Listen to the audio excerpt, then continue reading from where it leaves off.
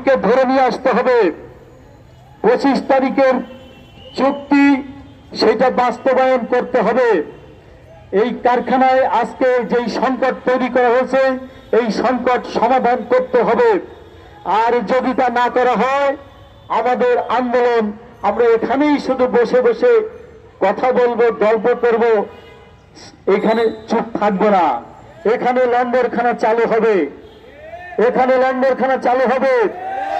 এবং আজকের মধ্যে আমরা যদি সমাধান না দেখি আগামীকাল আমরা প্রধানমন্ত্রীর অফিস অভিমুখে বিক্ষোভ করে যাব।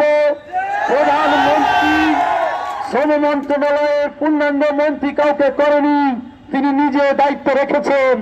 প্রধানমন্ত্রীকে আমরা স্মারকলিপি দেব, প্রধানমন্ত্রীর অফিস অভিমুখে বিক্ষোভ করব, শ্রম প্রতিমন্ত্রীকে স্মারকলিপি দেব, শ্রম মন্ত্রণালয়ের সামনে